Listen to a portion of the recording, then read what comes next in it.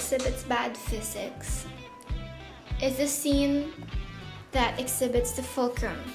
This is a scene when Ethan is trying to swing from building to building in order to get the rabbit's foot. Can fulcrum be created to move from building to building successfully?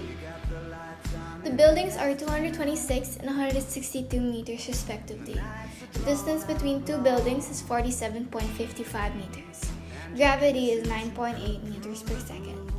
Based on the movie, it took around 27 seconds to complete the jump with additional free fall and swing. Out on the free fall landed at about 1/4 of the first building, and according to calculation, at around 56.5 meters, which is definitely more than the distance between the two buildings. In the right place and time.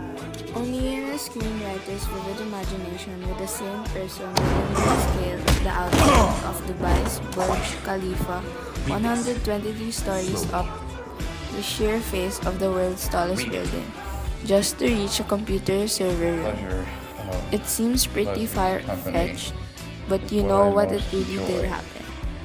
Film star Tom Cruise puts himself in a harness dangling 1,700 feet off the ground. That's 200 feet higher than the Empire State Building. I might have lit the very few. The Vatican scene is a scene that exhibits good physics. When Hunt was sitting on the top of a wall and measured the distance between him and the ground, the distance was 16.55 meters. The acceleration and gravity and the opposite of gravity were negative 9.80 meters per second squared and positive 9.80 meters per second squared, respectively. When the scene reached the part where the repelling equipment stopped working, which led to Hunt having to be 1/2 a meter above ground, his displacement was 16 meters.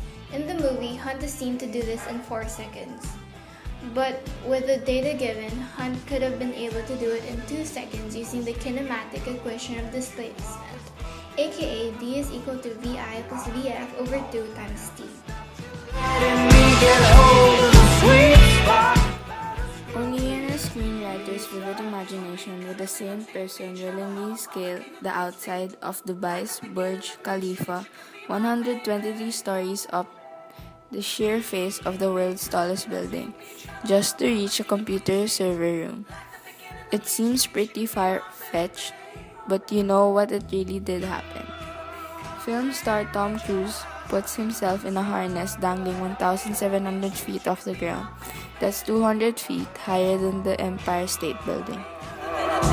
Amidst the fall scene, the movie also showed correct physics concepts with the use of special effects, one of which is the explosion scene. While Ethan was running away from the burning cars, enemies from the helicopter threw explosives at the bridge. It unfortunately lands close behind, causing him to fall abruptly to the ground. That is because the explosion caused a blast of wind quick and strong enough to hurl objects or people and break glass from cars. A scene that violates physics concepts is the jump between the large gap in the bridge. Knowing that Ethan's height is 5 feet and 7 inches or 1.70 meters and the gap of the bridge is 5.95 meters, the ratio of the two would be 1:3. This would mean that the gap is thrice as large as his height. Even though he would attempt to run at his fastest to have a farther jump, it would be impossible to reach the other end. Also, considering that his clothes restrict him from moving as much, and that fatigue he experienced would affect his performance.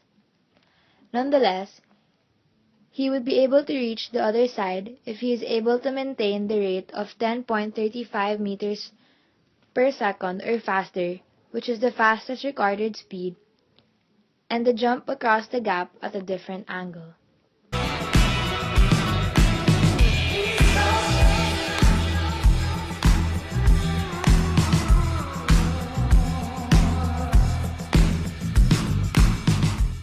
The movie as a whole is very entertaining to watch.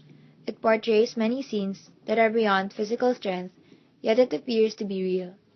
As good as it is to watch, it is equally important to know that not all stunts are possible and the real reason behind it. Hence, The title Mission Impossible is very fitting for the movie.